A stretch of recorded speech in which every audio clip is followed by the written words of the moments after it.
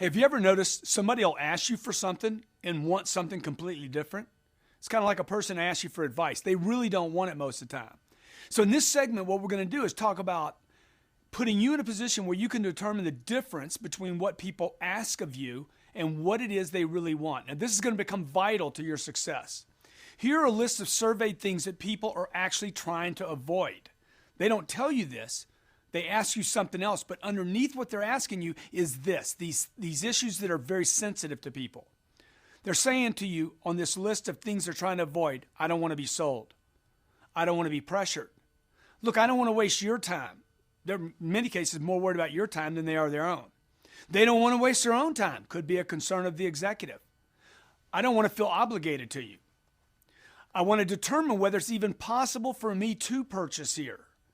And that might be one of my concerns. Maybe they want to determine whether you even have what they want. But you see, your clients don't really say the things that are bothering them, okay? Sometimes they say one thing and mean something else. For instance, not buying today may mean don't push me.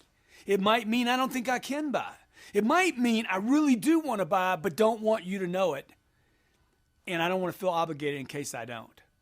See, how much, for instance, you're going to hear this. How much is your best price? It could be over the phone, in person, regardless of the product. How much, what's your best price? Might mean that it's all these people know how to say, or that they want to know if it's even possible for them to purchase it based on the information they have about price. Look, most of the time, how much is a great opportunity. And they're not even on the right product yet. Do you understand that? Most of the time when they say how much, 50% of the time, they're not even on the right product. Things like, let me see your manager, might mean, look, I want to avoid the back and forth. I don't want to waste time. I don't want to be jacked around. Or I have some other situation and I don't think you can handle it. Most of the time, what you're being asked is only one piece. When somebody says how much, or let me see your manager, or do you have this or that, you're only hearing one piece of what it is they really want to know. And it's always an indication that you have an opportunity. Look, 90% of the time, you're not hearing the real issue. That's what I want you to know in this segment. Whatever they're saying to you, no matter how negative it is, okay, or how much it turns you off, you need to understand this. It's turning you off because you think what they're saying is real. 90% of the time, it is not the real issue.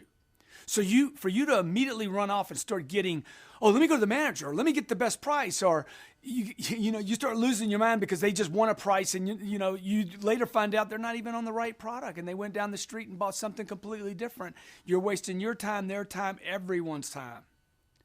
Remember, what they're saying and what they want are more often than not, two different things.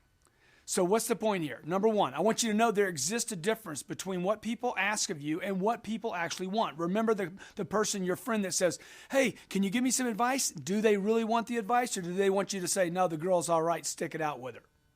Number two, because of this, okay, that people don't always want exactly what they're asking for, second point here is always surrender to the request. Don't give it a lot of power. Assure them you'll handle it.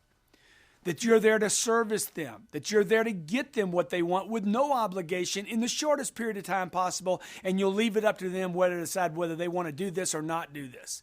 See, this is the way you handle objections on the road to the sale.